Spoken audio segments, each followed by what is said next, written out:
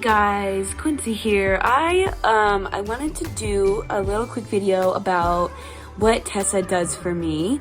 This one I'm just going to talk about it, and then a little bit later I'm going to put together some pictures of, or some clips of her actually working. But I figured I would talk about this one first. So obviously Tessa is a service dog, a specially trained guide dog, and I guess some things that she does for me are she guides me around all the kinds of different obstacles, railings, signs, chairs, posts, people, I mean anything that you can think of, and that is her primary function. That is what she does, and that might sound like a simple task, but it's really not. And especially I shout out to guide dog schools for training dogs to do something so extraordinary. It's definitely made a huge difference in my life.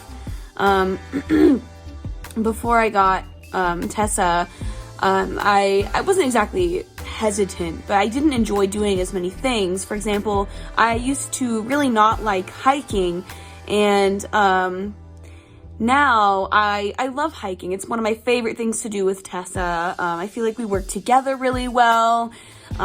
She makes hiking really worth doing. And so I think it's the little things that she helps me do, So I think it's important to maybe mention the differences, the biggest difference in my opinion between a dog and a cane, and that is actually the fundamentals. So the fundamental differences between a dog and a cane are very much two. So the first one is how they work. So for example, a cane works by, in order to find and go around an object, the cane needs to run into that object first.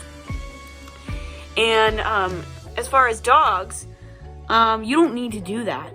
So that's like the one thing, you don't need to run into an object with the cane or your hand in order for you to be guided around it. The dogs just automatically see it and take you around it, which is really nice, and I think it has made the hugest difference in my life in the most positive way. I guess next I'll go into some quick pros and cons. So some pros and cons are definitely some pros, obviously, increased speed, confidence, navigational skills, that kind of thing. Now the cons is that a dog's not perfect. They're dogs first, and sometimes that means that they get distracted by other dogs or by friends or by food, or some dogs get really distracted by squirrels. My dog is not that, but each dog has quirks, and I think that's something that needs to be mentioned, is that no matter how well trained these dogs are, they are dogs first. And so that means that one of the cons is dealing with distractions, and each guide dog school teaches a little bit of a different method of how to deal with those distractions, but it's definitely its own method, So I have gotten questions about what it's like to bring a guide dog to university, and I have to say, honestly, overall, very positive experience. I can actually show you. The university has been really quite accommodating, actually, and letting me bring a dog in and that kind of thing. I mean, obviously, legally, there's, they kind of have to with service ADA and everything, but, they've been really accommodating. And we actually had, near student housing where I live, we've had somebody, they've set up dog relief stations kind of around there, nice trash can, some bags for us to use, that kind of thing, and they've put them, strategically around campus, so that there's always one kind of close, so it's been really overall positive experience. It's always a little rough, our dorm rooms are pretty small, but I have to say, I chose to live in the apartment style housing instead of, the 2-person to a room style of housing. And I think that it's definitely helped. I really, very positive experience overall, I would think. So, in a nutshell, that is what Tessa does for me, and that is how it has been helpful for me. I'm gonna go show you guys the dog relief place outside, just so you know what I'm talking about. And then we'll finish up.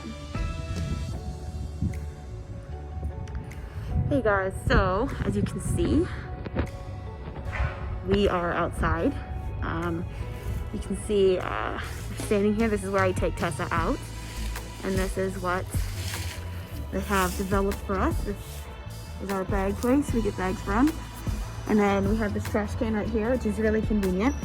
We have had a slight problem of us not being able to get our bags replaced in the last month.